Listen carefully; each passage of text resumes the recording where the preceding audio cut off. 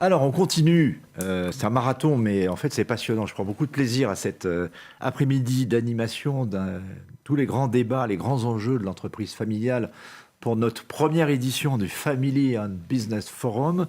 Alors, nous avons là la chance d'avoir autour de nous deux chefs d'entreprise qui vont représenter deux entreprises, de très belles entreprises qui vont pouvoir nous parler de nos sujets sous un autre angle. On va parler de l'entreprise à mission, on en parle beaucoup, il y a eu la loi Pacte qui a été votée. On s'est tous dit, c'est formidable, toutes les entreprises vont devenir des entreprises à mission, on va aller vers la vertu et le paradis. Bon, c'est peut-être plus compliqué que ça, vous voyez, je prends ça avec une forme de recul journalistique et de doute, mais c'est forcément évidemment une démarche intéressante que de poser cette problématique et de la réexpliquer d'ailleurs peut-être à l'occasion de cette table ronde, et de voir en quoi, et c'est le titre, l'intitulé qu'on a choisi, en quoi l'entreprise familiale, dans son ADN peut-être, peut avoir... être un précurseur, avoir fait de l'entreprise à mission sans le savoir, comme M. Jourdain faisait de la prose. En tout cas, c'est une question qu'on peut essayer de débattre entre nous. Et pour en parler, nous avons le retour de Pierre-Emmanuel Costeux, que vous avez déjà vu tout à l'heure, qui est associé et co-gérant chez Family & Co. Nous avons Rodolphe Durand, qui est professeur de stratégie et politique d'entreprise à HEC. Nous avons Sabine Mattesson, qui est VP, vice-présidente du conseil de surveillance de Lefebvre Sarrut, présidente de Sarrut, donc j'espère que j'ai rien oublié. En tout cas, on va parler des éditions juridiques. C'est une entreprise très importante dans ce secteur que tous les juristes et tous les étudiants en droit ont lu. Vous avez racheté récemment, je crois, le Dalloz. En 2006. Bon, c'est pas si récemment, pardon, autant pour moi. Et parce que je faisais des études de droit il y a plus longtemps que ça. Enfin, Isabelle Lescane, qui est présidente de la société Audet, le groupe Nutri7, donc dans l'alimentation. Alors, peut-être pour poser la problématique, Pierre-Emmanuel, d'abord, quelques minutes, rapidement. Les enjeux de l'entreprise familiale, qui n'est pas une entreprise comme les autres, par rapport à cette fameuse loi Pacte. Oui, merci Philippe. Quelques éléments effectivement peut-être de contexte. Quand on est actionnaire familial, ou quand on devient actionnaire familial, on doit faire le chemin d'une prise de conscience, à la fois d'une chance, quelque part, d'une chance fondamentale, puisque, mesdames, vous êtes à la tête d'entreprises formidables, et donc c'est une chance d'avoir cet outil économique, etc. Et en même temps, d'une grande responsabilité. Et le sentiment d'actionnaire familial dans sa mission, sans jouer sur les mots, est toujours situé à cette ambivalence entre à la fois la chance, qui ne doit pas devenir un fardeau, et la responsabilité. En effet, quand on s'inscrit dans la durée d'une entreprise familiale, être actionnaire familial, c'est quelque part être le transmetteur d'un actif qui est à la fois financier, mais qui est aussi très émotionnel, qui va représenter quelque chose pour la famille, pour l'histoire dans laquelle cette entreprise s'écrit, etc. Et donc, l'actionnaire familial, il va avoir tendance à chercher à se dépasser, à dépasser son rôle d'actionnaire, à dépasser la valeur de ce qui a été créé dans tous les sens du terme. La valeur économique, mais aussi la valeur en termes d'impact, en termes de responsabilité, etc. Et ça, j'ai envie de dire que ça existait de tout temps. Quand on regarde le début du XXe siècle et les premières entreprises, il y a par exemple ces créations des premières caisses d'allocation familiale. Les premières caisses d'allocation familiale, elles ont été créées par des entreprises, par des entrepreneurs eux-mêmes. Et quand on se projette 120 ans et quelques plus tard, vous avez aujourd'hui des entreprises qui font plein de choses. Moi qui suis originaire de la région lyonnaise, on peut citer l'entreprise des possibles, avec beaucoup d'entreprises familiales qui mettent en commun leurs moyens pour faire des choses au-delà de la valeur familiale. Est-ce que, alors merci, peut-être pour continuer avec vous, Rodolphe Durand, c'est sur, moi je vous écoutais, Pierre-Emmanuel, je vous disais, voilà, est-ce que c'est l'héritage du paternalisme, d'une certaine façon, cette RSE, ce que vous êtes en train de nous dire? Et bon, on a tous en tête, vous avez vu, j'ai parlé de la série Succession, mais il y a Germinal aussi en ce moment, voilà, qui est pas mal d'ailleurs, et qui raconte un peu aussi ça. Donc vous êtes prof à HEC, vous avez écrit un livre avec Antoine Frérot sur l'entreprise de demain pour un nouveau récit, et par rapport à la question qu'on est en train de se poser, vous me disiez quand on préparait, il ne faut pas parer l'entreprise familiale de toutes les vertus par principe. Qu'est-ce que vous voulez dire par là? Et comment, de cet héritage paternaliste, effectivement, qui est peut-être encore un peu là dans les esprits, on passe à la démarche de la loi Pacte, qui est peut-être une modernisation, mais une autre chose aussi. Oui, je pense que le débat tel que vous l'avez planté, avec entreprise familiale et vous avez dit entreprise à mission, ce qui est intéressant, parce que dans la loi Pacte, c'est société à mission, se croisent à un moment un peu historique concernant à la fois les entreprises familiales et l'histoire de l'entreprise dans la société. La façon dont on a pensé la théorie de l'entreprise pendant une cinquantaine d'années, et c'est l'objet du livre qu'on a avec Antoine Frérot, c'est qu'il fallait qu'il y ait un alignement entre les actionnaires et les managers. Et il est bien évident que l'entreprise familiale, par définition, répond à ce critère. Et donc elle a été vue et elle a été mesurée comme étant une organisation économique qui réduisait ce qu'on appelait les coûts d'agence et qui donc était plutôt efficace, en se projetant plus sur le long terme. Et les débats qui ont eu lieu précédemment ont montré et illustré un certain nombre de choses. Par ailleurs, la société a évolué. Certains des inconvénients de l'exploitation des ressources naturelles, ce qu'on a appelé les externalités négatives qui résultent effectivement de la production linéaire et de la surconsommation de certaines ressources, ont amené beaucoup de mouvements sociaux à se poser la question du rôle de l'entreprise en tant que, effectivement, offreur de services qui répondent à un bien-être commun et de plus en plus global.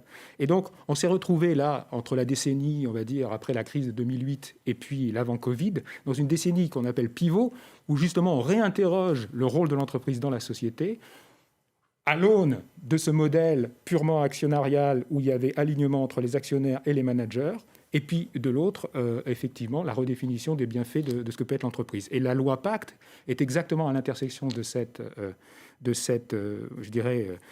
intersection historique, et d'une part, créer la société à mission, c'est-à-dire qu'au-delà de la mission, primordiale d'une entreprise qui est de produire au-delà du coût de ses capitaux et donc d'avoir un mécanisme d'accumulation capitalistique qui permet de croître, d'innover et d'apporter un bienfait à la société et à ses consommateurs et aussi à ses actionnaires, eh bien, il faudrait adjoindre un autre rôle, une autre mission qui serait choisie par les actionnaires, votée en Assemblée générale et mise en pratique par les dirigeants.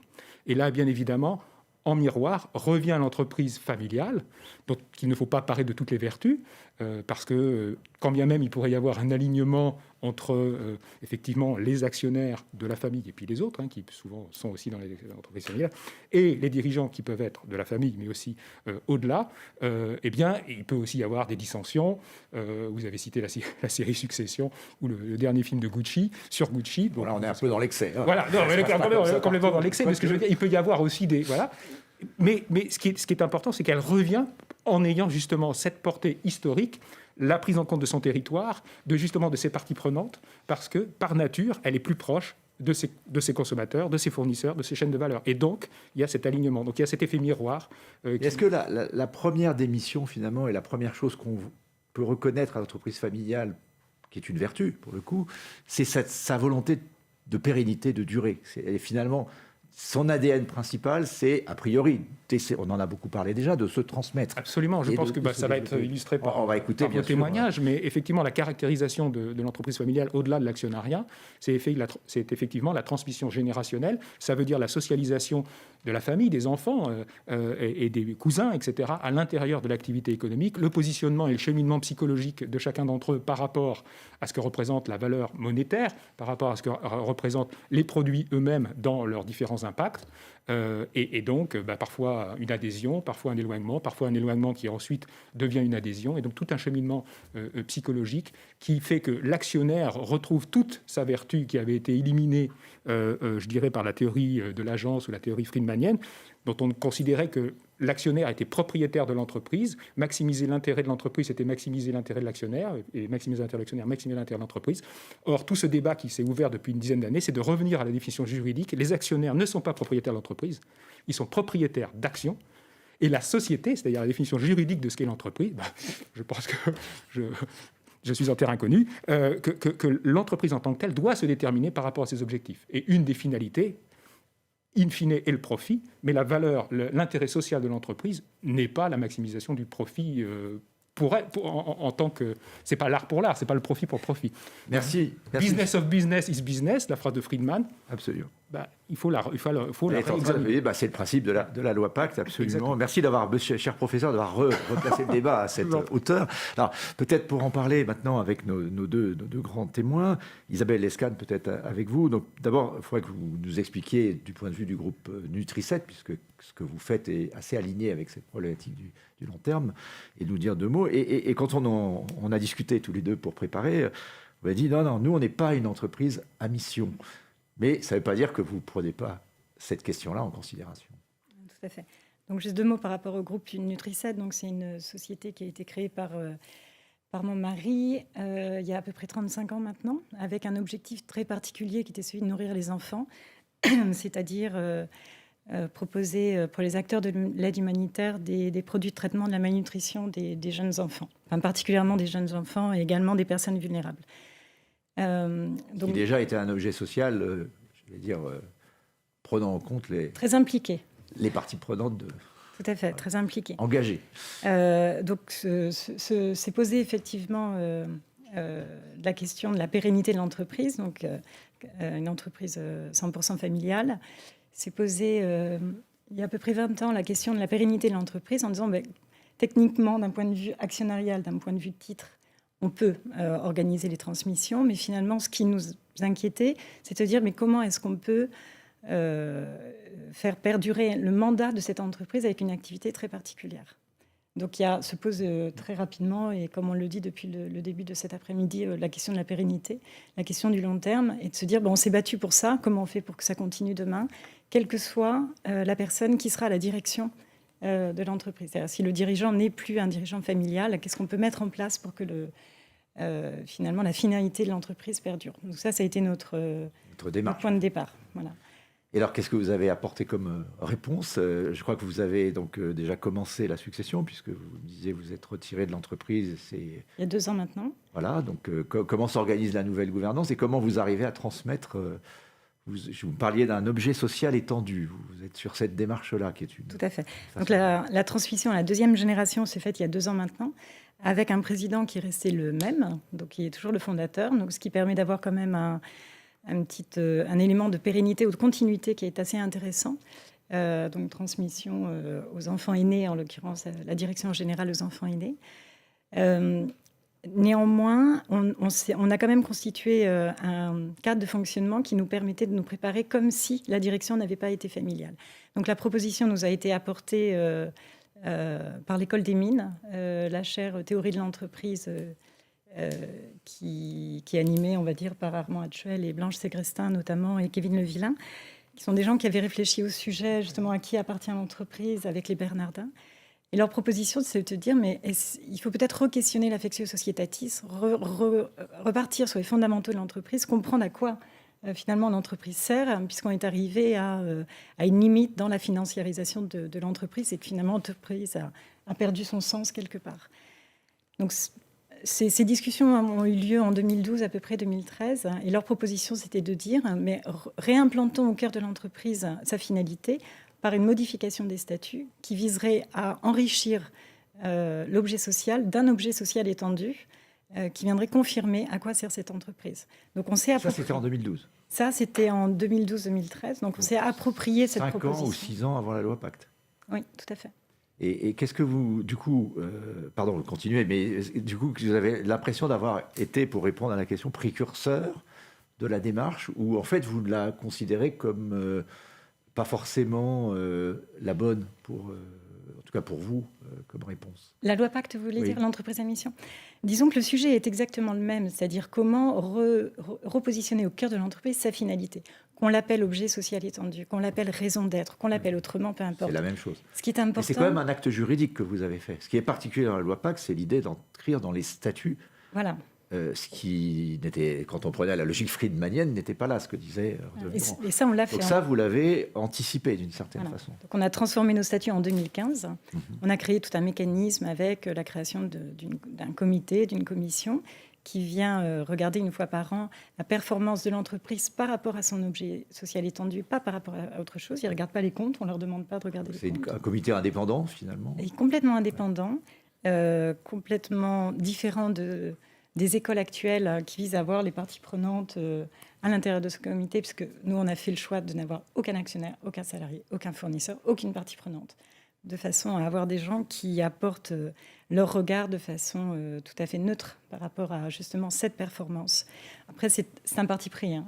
Non, mais c'est intéressant. En fait, il n'y a pas de bonne façon. Je pense que rien ne vous y oblige. Rien ne nous y oblige, mais je pense que la bonne façon de faire, c'est celle qui correspond le plus sincèrement à ce qu'est l'entreprise. À la démarche qu'on veut absolument obtenir. Et du coup, alors ça fait combien de temps que vous avez un rapport de performance, entre guillemets, chaque année? Tout à fait, qui est adressé aux actionnaires au moment de l'Assemblée générale, de la même façon que la loi Pacte le propose. Et qui est d'abord filtré par ce comité Il n'y a pas de... Non, c'est le comité. Le rôle du comité, c'est si jamais vous ne respectiez pas, par exemple, vos engagements, il serait là pour le dire.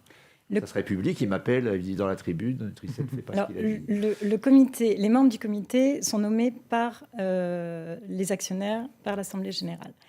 Ce qu'on leur demande, c'est d'écouter, d'avoir un avis et d'émettre un rapport qui ne soit pas un rapport consensuel, qui soit un rapport qui présente l'ensemble des débats. Nous, en tant que... Et c'est public ? Non, c'est pas public. Non, ça reste entre vous. Ça s'adresse aux actionnaires. Parce que ce qui intéresse les actionnaires, c'est de dire on a créé une entreprise avec une activité particulière. On veut s'assurer que dans le temps long, on est bien sur la même vision d'entreprise. D'accord, donc ce sont les actionnaires qui sont juges après de... Les actionnaires reçoivent le rapport, absolument, le lisent. Et ce qui nous intéresse, ce n'est pas tellement les signaux forts. Les signaux forts, ils sont dans les comptes, ils ne sont pas... Bien sûr. Ce qui nous intéresse, c'est d'aller détecter les signaux faibles qui nous amèneront à dire attention, il y a quelque chose de périlleux, de dangereux sur le long terme par rapport au projet d'entreprise. Donc vous revendiquez d'une certaine façon d'avoir inventé, comme je disais M. Jourdain Z de la prose, l'esprit, à défaut de la lettre, de la loi Pacte. Je crois que la loi Pacte a suffisamment de pères et de mères pour ne pas avoir besoin d'un acteur supplémentaire qui prend cette posture.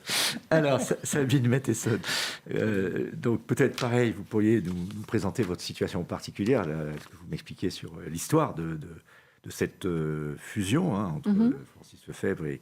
Alors, vous allez me redire, je ne vais pas dire de bêtises, hein. Non. Je vous laisse le faire mieux que moi, mais c'est en tout cas une alliance, d'une certaine façon, qui a conduit à la création de cette gouvernance.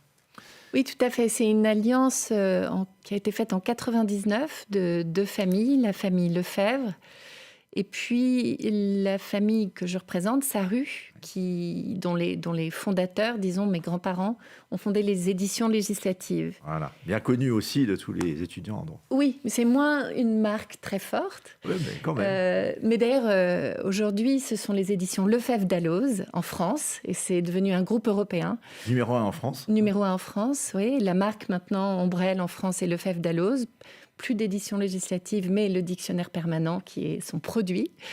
Et puis, on est devenu un acteur du droit essentiel en Europe parce qu'on est le deuxième éditeur et parfois premier, ça dépend des zones géographiques, en Europe continentale.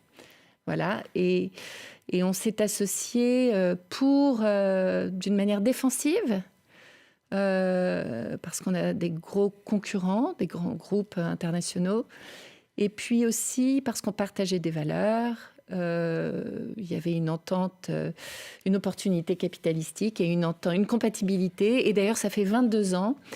Dans un contexte intéressant, nous sommes actionnaires minoritaires avec un gros majoritaire et ça se passe très, très bien. Voilà. Et alors, par rapport à cette problématique qu'on vient d'évoquer de l'entreprise, j'imagine que vous avez commenté abondamment la loi Pacte dans vos différentes éditions. Comment est-ce que, pour vous-même, vous prenez en compte cette problématique dans votre secteur, qui est un secteur en plus qui est très bousculé par le digital, sur lequel vous êtes sur des marchés qui vont très vite et avec des concurrents qui ne sont pas forcément tous des gentils d'ailleurs. J'ai vu que c'est un peu Dallas en ce moment. Dans l'édition. Comment est-ce que vous pouvez garder cet esprit familial de long terme et est-ce que cet esprit de la raison d'être, etc., est là finalement pour vous guider? Alors, pour moi, oui. C'est un outil de notre transformation. Effectivement, ça vous donne un cap, quelque part. Ça donne un cap. Le sujet, est-ce que l'entreprise familiale est naturellement une entreprise à mission ? Peut-être que oui, mais ça se travaille vraiment. Ouais. C'est pas que de l'inné, ou alors non. Il y a effectivement chez vous un ADN très particulier dans l'objet initial de l'entreprise. Il y a aussi une question de génération. Ouais. quand ça fait 5 générations pour certains, 6 générations, tout le travail qui a déjà été débattu aujourd'hui, et quand même de donner une certaine vitalité. Et dans un contexte très changeant, évidemment, il faut se projeter dans le long terme, et évidemment, on n'a pas le choix que d'adresser toutes les questions de disruption sociétale, environnementale et de l'impact de l'entreprise. Mais c'est en fait une formidable opportunité d'être créatif, de penser, de faire corps à partir de entre actionnaires, entre les actionnaires et les différents représentants des actionnaires, avec l'entreprise, les collaborateurs et les clients et les fournisseurs. Il y a un sujet de vitalité interne qui s'entretient un peu partout et qui bouge dans notre écosystème un petit peu partout en même temps. Donc on n'est pas aujourd'hui, Lefebvre Sarrut n'est pas une entreprise à mission. Je ne sais même pas si elle le sera un jour. C'est d'ailleurs pas mon objectif. Beaucoup s'interrogent. Ça, c'est un peu. Peut-être il y aura beaucoup d'appelés mais peu d'élus, parce que c'est pas facile, hein, c'est des contraintes. Hein. Oui, et puis la question, alors surtout en tant qu'éditeur juridique, si on se dit qu'on veut être entreprise à mission, on risque de passer à côté de l'esprit, si vous voulez. Je me dis que... C'est-à-dire C'est-à-dire que ce n'est pas un texte. Le texte existe parce qu'il y a un besoin et finalement, ça revient à ce que vous disiez en introduction, quel est le rôle de l'entreprise et puis qu'est-ce que c'est que la stratégie. Moi, je trouve ça formidable.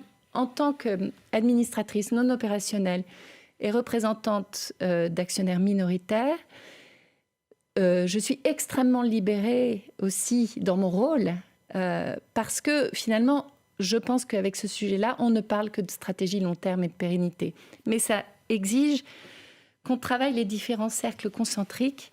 Et donc, on a fait, moi, beaucoup de travail côté de la famille et des amis Sarut. On a quelques amis, on n'est pas que famille, sur notre raison d'être, pourquoi on est là, sur notre histoire, parce qu'il faut l'intégrer, où est-ce qu'on veut aller. Après, on a fait un travail sur la gouvernance du conseil de la holding patrimoniale Sarut, dont le rôle est de s'occuper du patrimoine et de la valeur des actions, même non cotées et même actionnaires de long terme. Ce n'est pas un sujet interdit. Et donc là, on parle du rôle de l'actionnaire sur la compréhension des enjeux qui portent sur son patrimoine. Et donc la question de l'engagement en assemblée générale, la compréhension des enjeux stratégiques, elle est très importante. Mais c'est à sa juste place. Et puis après, comment s'articule le rôle du conseil de surveillance ? On est en conseil de surveillance ou du conseil d'administration. Et puis ce que font les collaborateurs autour du dirigeant sur la question de la raison d'être de l'entreprise, qui se travaille aussi différemment que la raison d'être de notre conseil, par exemple. Et tout ce travail que l'on fait tous, en fait, aujourd'hui, tous les actionnaires et toutes les parties prenantes, enfin l'entreprise, les collaborateurs, on est tous propriétaires d'une partie de l'histoire de l'entreprise, parce qu'un salarié, évidemment, n'est pas propriétaire dans le sens capitalistique de l'entreprise, mais il y participe. Donc, Et quand je vous écoute parler de... Parce qu'évidemment, vous le disiez tout à l'heure, Pierre-Emmanuel, il y a une part d'émotionnel dans l'entreprise familiale, donc c'est évidemment très compliqué et on le ressent bien. Mais je dirais, dans ce que vous décrivez, l'important, c'est le chemin. C'est pas forcément... Oui. Il y a un but, il faut le... Est-ce que le plus important, c'est pas le chemin que des actionnaires familiaux font ensemble pour partager un objectif, effectivement? Est-ce que ça s'écrit ensuite dans les textes, ce qui est la démarche de la loi Pacte, de façon juridique et contraignante? C'est plutôt un aboutissement, c'est une résultante. Oui, ça, je ne sais pas. Je ne sais pas ce que vous en pensez l'une ou l'autre. Vous êtes mieux placé que nous, peut-être, pour le dire, mais est-ce que c'est ce que vous avez décrit, ce que vous avez témoigné, c'est une démarche, en fait. Oui, tout à fait. C'est pour ça que je pense que la loi Pacte est beaucoup m'en voudront, mais n'est pas une véritable innovation juridique. Elle a surtout permis de rendre possible et de rendre visible ce type de démarche parce qu'elles existaient. Elles existaient déjà et elles existent à l'étranger. Familiales ou pas familiales. Les bicorps, enfin tout ce qu'on connaît. Et les belles sociétés. Les fondations d'actionnaires. Oui, qui travaillent avec engagement en prenant en compte l'effet de leurs actions sur leur environnement direct ou indirect. Ça a toujours existé. La loi Pacte a permis. Je suis complètement d'accord avec vous. On peut le revendiquer aujourd'hui. En fait, c'est ça, on revendique quelque chose qui existait, y compris à l'étranger. Mais qu'est-ce qui fait qu'une entreprise, je vous passe la parole tout de suite, mais pour vous deux, alors vous, on a un peu entendu, mais peut-être, vous basculez dans cette démarche. Vous, c'était clairement parce que vous vouliez transmettre l'objet, finalement, humanitaire, j'allais dire, entre guillemets, d'une entreprise. Oui, sa finalité, que l'activité soit humanitaire ou pas, ça nous a peut-être amené une sensibilité particulière par rapport au temps long et à une responsabilité, notamment là, des enfants. Mais bien sûr que c'est la pérennité de l'entreprise, mais là, en l'occurrence, du mandat de l'entreprise. Très clairement, ça a été notre moteur. De la même chose, c'est trouver un sens à l'entreprise, même qu'elle soit utile, profondément utile. C'est une vraie question, en fait, et c'est une question stratégique. Et c'est une question de vitalité. Et... En fait, ça devient la stratégie. Pour moi, c'est de la stratégie. C'est de la stratégie. On est loin du paternalisme, Rodolphe Durand. Oui, en effet. Je voulais juste revenir sur la loi Pacte pour quand même donner 2 ou 3 petits points. C'est-à-dire il y a quand même le changement de l'article 1832 et 1833 qui dit... C'est pas rien quand même. Ça, c'est pas rien, en considérant... Sinon, le MEDEF n'aurait pas râlé autant. La deuxième chose, c'est que la raison d'être n'est pas qu'un slogan. C'est pour ça, moi je suis prof de stratégie à la base, c'est une façon aussi d'orienter effectivement le regard pour l'avenir et de savoir dans son portefeuille ce qu'on va peut-être laisser, parce que ça ne correspond pas à la raison d'être, et les opérations que l'on va faire par la suite. Je reprends souvent le cas de Best Buy, qui était pratiquement mort, donc distributeur de produits blancs, gris et électroniques aux États-Unis, le Darty puissance 10 américain, qui change sa raison d'être au milieu des années 2010 en « Enriching Life Through Technology ». Ça veut dire donc effectivement améliorer la vie de chacun avec la technologie. Ce n'est pas tout à fait une définition d'un distributeur à proprement parler qui pourrait être écouler le plus de produits à plus forte marge, par exemple. Et donc, par rapport à cette raison d'être, un des choix d'acquisition qu'ils vont faire, ça va être le soutien d'abord par téléphone à des personnes âgées qui sont isolées dans leur appartement pour pouvoir mieux les équiper. Il est bien évident que ce n'est pas une activité de distribution et que la raison d'être là a d'une certaine façon cadré un petit peu sur l'environnement global dans lequel ils se trouvent, et bien peut-être des cibles qu'ils n'auraient pas regardées autrement. Donc il y a aussi une façon d'inscrire non seulement dans les statuts pour la raison d'être, donc voter en Assemblée générale, donc ça engage. Et puis sinon, avec un comité de mission, quand on se transforme en société à mission. Donc ça engage effectivement par rapport à ce comité et les processus de validation, d'audit qui vont avec. Et ça engage, même si ce n'est que la raison d'être qui n'est pas inscrite dans les statuts, normalement, ça devrait engager l'élément stratégique futur.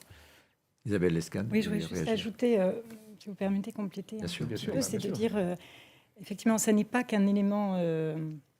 de surface, à partir du moment, me semble-t-il, qu'il est possible d'en rendre compte. Après, la question, c'est de quelle façon est-ce qu'on rend compte, mais à un moment, il faut donner à voir ce qui s'est passé. Et sans cet élément-là, on est dans la communication. Et c'est pour ça que c'est la grande critique qui est formulée à l'égard notamment de la RSE aujourd'hui. Voilà. Et c'est pour ça que c'est peut-être plus incarné dans une famille, parce que les représentants des différentes générations, ils l'incarnent, cette raison d'être. Et donc on peut... je pense que c'est peut-être plus porté et incarné par des actionnaires et des familiaux et des dirigeants familiaux que ça. Mais vous savez, ce que vous dites, ça a un nom, ça s'appelle le purpose washing. Comme il y a le green washing, ouais. On comprend bien l'idée. Voilà, c'est d'avoir un washing par rapport au but. Et c'est, je pense, effectivement, enfin nous, la presse, de cette façon les médias, parce que vous parliez de rendre compte, donc c'est un peu notre métier. Alors, tout dépend, parfois ça ne se voit pas, mais dès lors que, et c'est là que la démarche de la loi Pacte est contraignante, et sans doute pourquoi certains ont dit attention, on est en train de sortir de ce capitalisme friedmanien, on ne sait pas dans quoi on va. Est-ce que c'est encore du capitalisme? D'ailleurs, ça serait peut-être la suite de nos débats. C'est que, du coup, ça va se voir. Et donc, quelles sanctions au fait qu'on ne respecterait pas, si c'est que de la com, effectivement, la sanction, c'est si on vous accuse de greenwashing aujourd'hui, c'est pas bon quand même pour l'image. Si on vous accuse de purpose washing, je suis pas sûr que ce soit très bon non plus. Enfin, je sais pas ce que... Non, tout à fait. Et je pense que vos étudiants, moi je vois ça avec mes enfants, 20 ans, mais plus, les jeunes d'aujourd'hui, les jeunes générations sont sans pitié, enfin un peu comme Greta Thunberg, quoi. How dare you, et après, on ne vous pardonnera pas. Alors, c'est un peu caricatural, mais c'est quand même, il y a cet état d'esprit qui est là chez vos plus jeunes salariés ou talents, je crois. Non, vous ne voyez pas ça? Si, mais en fait, c'est le principal risque, en fait. C'est le risque d'image aujourd'hui. C'est-à-dire que les entreprises, aussi sincères soient-elles, en s'inscrivant dans cette démarche, s'exposent énormément. Et il y a une incompréhension, je pense, en disant, mais l'entreprise à mission, finalement, elle doit être belle en tout. Et donc, elle doit être au rendez-vous sur chaque chose. Et donc, on a un petit décalage par rapport au principe de réalité quand même, où on n'est pas dans un monde de bisounours, où il y a bien des questions de rentabilité, de marché, de concurrence, etc. Et donc, la position que prend l'entreprise, c'est bien sur des engagements donnés. Après, pour le reste, qu'on a toujours fait au mieux, de toute façon. Pas besoin d'attendre la pause de l'impact, un cas d'être entreprise à mission. Et donc, il y a une déformation, il y a un biais important du public qui génère un risque d'image et qui fait que la façon dont il est attendu qu'on puisse rendre compte va nous amener sur du purpose washing, justement. Et la façon de rendre compte, à mon avis, est absolument capitale. Et je pense que là, les chercheurs en sciences de gestion ont quelque chose à proposer, ou d'autres acteurs. Sinon, on va droit dans le mur. L'entreprise à mission, dans 2 ans, elle n'existe plus. Exactement. On a vu les problèmes que ça a pu poser dans un grand groupe bien connu de l'alimentaire aussi, qui était à cette place en début d'année, déjà invité par la Tribune. Emmanuel Faber, bien sûr, le patron de Danone, qui a beaucoup milité pour cette démarche, mais dont on voit bien les difficultés. Quelques mots, Pierre-Emmanuel, et puis on s'approche de la fin. C'est passionnant, et on voit bien, pour revenir sur le thème, on voit bien comment cette question est presque naturelle, enfin de quelle manière cette question est presque naturelle dans les entreprises familiales. Dans les entreprises familiales, le rôle de l'actionnaire familial, c'est de porter la réflexion de long terme. C'est de porter plus loin que la mise en œuvre opérationnelle. Et non seulement c'est son rôle, mais en plus, c'est un facteur d'adhésion, vous le mentionnez tout à l'heure, c'est un facteur d'adhésion et de cohésion de l'actionnariat qui est fondamental. Et ça transcende les générations, ça transcende les gens, hommes, femmes, jeunes, vieux, etc. Tout le monde a envie de contribuer au projet de l'actionnaire, à son projet de long terme. Et j'ajouterai un dernier point, ça permet également de faire le lien entre l'actionnaire et l'entreprise. Vous parliez tout à l'heure d'attractivité. Quand l'actionnaire réfléchit à la raison d'être de son entreprise ou de ses entreprises, il donne à voir aux parties prenantes une belle image, entre guillemets, avec du sens, avec de la profondeur, etc. Il nourrit aussi la réflexion stratégique des dirigeants, etc., etc. Et là, on est en plein dans le rôle de l'actionnaire familial et ce qui fait son identité, entre guillemets. Et donc, le lien avec l'entreprise à mission est immédiat. Absolument. Et juste pour prolonger, c'est parce qu'on arrive à la fin, mais finalement, ce que vous évoquez comme sujet, c'est qu'est-ce qui se passe quand ça se passe pas bien, c'est-à-dire quand on n'est pas aligné avec ce qu'on a dit, et ça peut être des désaccords, des conflits avec les actionnaires, parce que finalement, c'est le sujet de l'actionnariat familial, et ça peut être un désaccord avec la société dans son ensemble à qui on a fait des promesses, c'est-à-dire une forme de conflit, de crise sur les valeurs qui peuvent poser un vrai problème. Donc c'est cet élément d'engagement finalement d'entreprise engagée. Est-ce que l'entreprise familiale est précurseur aussi d'une forme d'entreprise engagée? Est-ce qu'elle est en avant-garde? Voilà, ça serait peut-être ma dernière question. Ça, il y a la question de la sincérité, c'est-à-dire qu'on se transforme en entreprise, enfin qu'on se dote d'une raison d'être ou qu'on devienne entreprise à mission. Il faut être qui on est. On ne va pas s'inventer, sauf à être dans un projet transformatif. Mais je pense que ce biais ou cet écart dont vous parlez peut se redresser à partir du moment où on a affiché des choses qui étaient sincères. C'est plus compliqué à gérer quand on a essayé d'être qui on n'était pas. C'est clair. Un mot oui, de non, mais conclusion. Ça participe. Il faut vraiment travailler avec qui on est et avec la communauté d'où on vient pour arriver à ce que ce soit sincère, que ça contribue à un élan, que ce soit sain à sa place, que ça contribue au juste endroit, pour pas non plus envahir les dirigeants quand on est beaucoup d'actionnaires, laisser de l'espace un petit peu partout. Et effectivement, dans ce cas-là, c'est vrai que c'est probablement dans une entreprise familiale, si elle a géré ce que vous disiez au début, qui est le côté émotionnel qui peut quelquefois être compliqué. Si elle arrive à dépasser cet aspect où il peut y avoir des tensions, eh ben, au contraire, c'est un très beau levier. On va conclure avec vous, monsieur le professeur. Je sais, tous ces jeunes-là, vous leur apprenez encore le capitalisme ou vous leur apprenez quoi aujourd'hui? Donc moi, je suis fondateur de l'Institut Society and Organizations, après la crise de 2008. Et donc, depuis 12 ans, on travaille effectivement à modifier les enseignements avec des séminaires sur le leadership et le sens, des cours de sustainability, des planetary boundaries. Vous employez encore le mot capitalisme ou c'est un truc has-been? Ah non, on emploie le mot capitalisme. Pour moi, dans le dialogue qu'on a avec le capitalisme, on va dire, libéral américain et le capitalisme étatique chinois, je pense qu'il y a un vrai... modèle européen. Un modèle européen, et c'est ce qu'on pousse avec Antoine Frérot également. Donc pour moi, oui, c'est du capitalisme. Je suis tout à fait capitaliste. On va continuer à en parler dans la séquence suivante du capitalisme. Je vous remercie pour cette discussion que j'ai trouvée très, très vive et très intéressante à tous les quatre. Merci d'être venus. Merci à tous.